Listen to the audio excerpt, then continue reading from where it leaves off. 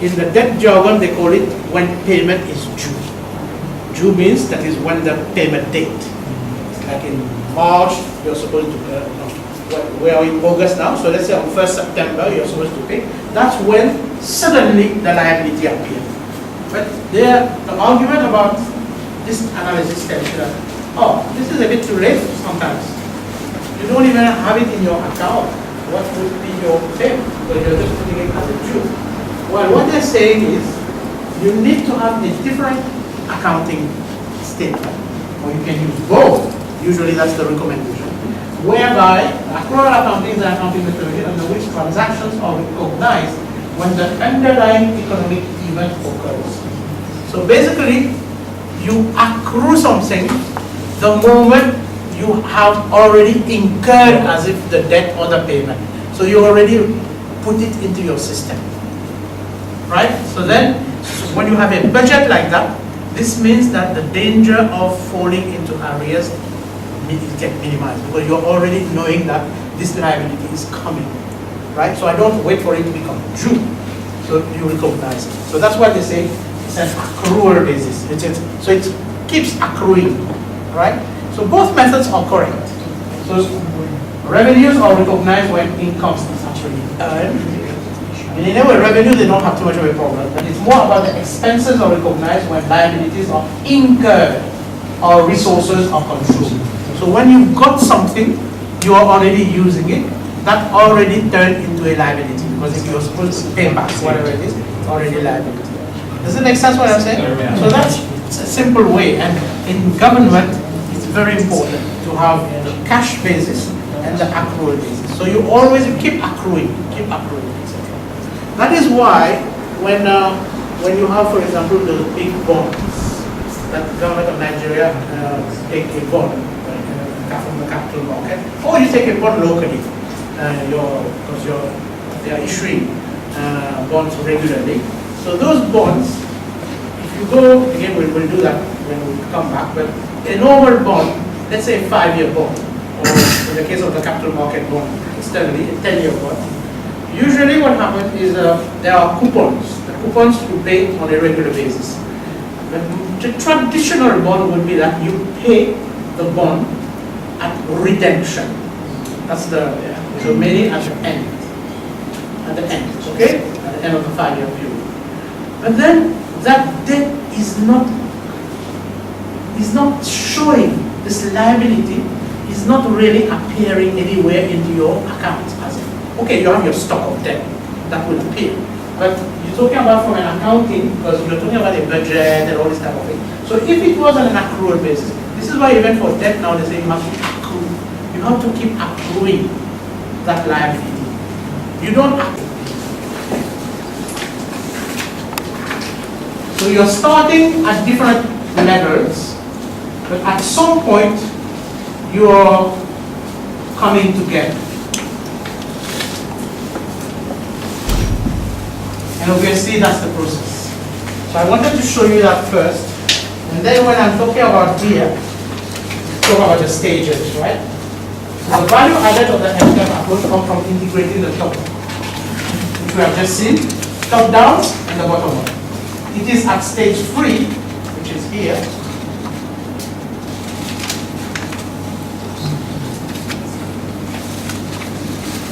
So the policy making, planning, and budgeting processes are joined. So you start looking at. Remember I was talking about when you're bringing them together. Now you start to talk about, well, let's mapping.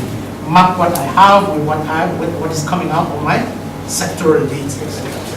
So at this level, once the strategic expenditure framework is developed, the government defines the sectoral allocation, resource allocation, which are then used by the sectors to finalize the program and budget. You see, so it's not really, it's the starting. Once you're getting an idea about what is possible, then me as a sector, I go back. It's a bit like I've told you, yes, I can afford to give you that much money based on your needs. But you haven't done the detailed work. Then you go back now and say, okay, guys, I've been able to secure. Potentially, this is going to get into the MTEP this year. So we're going to spend it. So now you go back and you start finalizing your program and your budget. on a concrete basis. So you need to know what is going to be approved. But when you start analyzing, you're just identifying your needs. But you never knew what is the envelope available and what is going to be accepted. So once you can reach that stage, then you go back and then say, now we know now what's the money available. Let's design the projects and the budget, how much is available. And sometimes in some projects, a big project you can't split it, but in some projects you can split it. How many times have you not seen projects say phase 1, phase 2, phase 3? Many of them, right? Education project, phase 1, phase 2, phase 3. And it's always, even when government, your government, when borrow, my government, when they borrow, they can't borrow for the whole tertiary sector or secondary sector. Or sometimes you need improvement of the schools or whatever. So you do it in phases. So then you prioritize where or what other components that need to be looked at, and then do it. So that's what's happening at the sectoral level there. There's not always, but there are certain projects where you can't just start the project and stop. So there are certain projects where you need to look at, depending on the type of project. Have you not seen even on the road? I've seen plenty of roads, and you would have seen it, that when they're constructing a road, because the financing is not really available, don't you see that they do only one just main road, right? One lane. So the 2 lanes, normal, traditional road. But obviously there is a bit of danger here. Once I remember I was using that road to go to Nigeria. My God. Dangerous because you're going very fast, but then there's no lane. They're coming. So you know, my driver was just coming as my God. And kept telling me, 1,000 people have died. Don't tell me that. But this road afterwards, what would they do? Because the money wasn't there, I believe. But then I've seen sometimes, not on that road, I never went there again, but I would think that when the money gets available, then you do the jewel. Then you do it properly. Then the second lane do it. So I've not seen that. So this is it's lack of envelope. Money. There's no money. So you do it phase 1, rather than wait for the whole money to be available. Let me say sometimes it's not worth waiting for that long.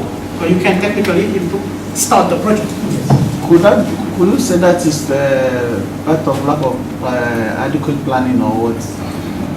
No, well, it's difficult to say. Well, it could be in some cases.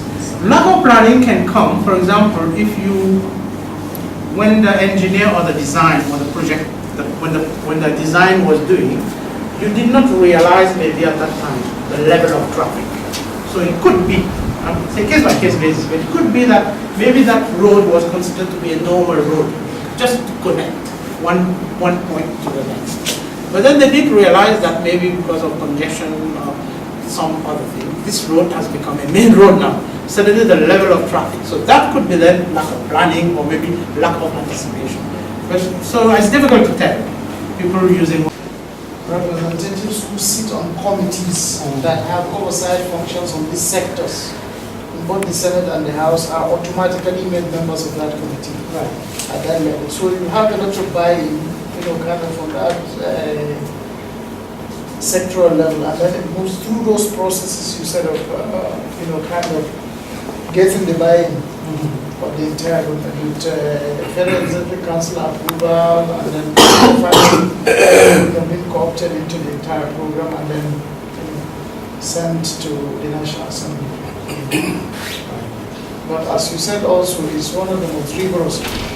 When the last time Nigeria did the medium-term sector strategies, actually was in 2012, and then it has been reintroduced now, because they realize there's a disconnect between the budget document and what the real, sector requirements are. And initially, when it started in 2005, 2006, the political class were not that kind of keen. Yes. Or the greatest peer of the National Assembly was political. They felt, what is the implication legally if they sit on medium-term, sector teams at the ministerial level with civil societies and everybody, and now prioritize, identify key projects, prioritize them, and then sign on to them. and then you will have these things collated as an empty document and sent to them to the parliament again. It's like it already had their signature. Yes. So they stepped back. You understand? So a lot of sensitization had to take place for them to say, okay, now we will appear, but as observers, we will contribute, but we will not sign on. Yes. When you finish your collation, send it to the Then you send it parliament, back they will look at At the it. formal stage where and they So look. it's really a very, very rigorous. Which is to some extent, which is how it should be. Because the whole thing is getting involved, getting everybody involved. You know? So it's not something that has been decided. So we're moving away from that, what I was talking about before, about the decision of the minister or one person deciding. So the participatory approach is very, very important as part of it. And that is what this is what it's about. Okay, so as I said, this is all I have to analyze. It's your chance as a, you know, like I'm saying, you have 1 week outside the office. So let's look at that, because I believe that as much as the government sector is your bread and butter, but we've seen it by now. Even this morning when you look at the real sector, you could see that we're talking about export-import. You're already seeing the importance of looking at the flows from outside. The external world has a lot to offer for Nigeria, right? So it's very important for you when you're analyzing it, not to ignore it, because it's not part of your remit. It is part of your remit, whether you like it or not. When you're looking at the whole sector, the whole economy of Nigeria. Okay? So potentially it can be a very useful source of income, resources, obviously goods, etc., for reaching the level of welfare that we want. Not to mention that you are already engaged with your diasporas, you are already engaged with your external partners. They're coming, they're bringing money, resources, goods, technology, and all this type of thing, right? So what we are looking here is how they appear in an accounting form. That's what we're doing. The external sector framework in our circular flow. Okay, review main items of current account. Current account is always useful where the trade account sits. Then we look at the capital and the financial account, which is also useful. And we're going to show you this concept, because somebody came to me and asked me about, like, why is import mine negative? Why is it? Because these are the types of clarifications that next time you're looking at the balance of payments, it should not be a problem. It's not negative, meaning that you're losing money there. Obviously you're paying something, but it's an accounting practice of having export positive and import negative. But it's still a positive balance. Well, I could sense that somebody or some people did not understand why it's import negative. It wasn't negative import here. It was just the way it is presented. So you were still importing whatever 100 million. You were not importing minus 100 million. Look closely how transactions are recorded. That's what I'm talking about here. Analyze the trade balance, the current account balance, and the overall balance. And look and a bit discuss, like we have been doing so far. What is the sustainability? How can the current account remain sustainable? So and maybe talk a little bit about reserves, etc. if we have time. Are you happy with that? Yes. Yeah. Well, anyway, you don't have a choice.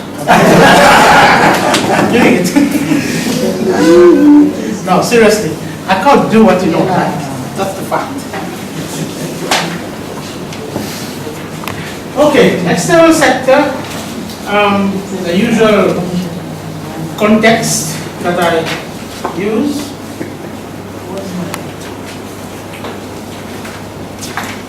Liberalization, obviously. We started the whole story with that.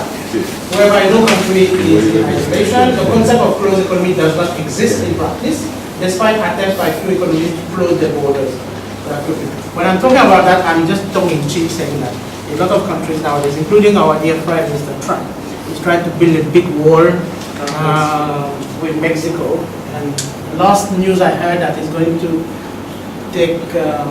go and meet the Mexican president tomorrow. So, or today. Is it today? Yeah, I think it's today, yes. And that Mexico will pay for it. Yeah, that's what he said. So I would have liked to be, what they say, like a fly on the wall.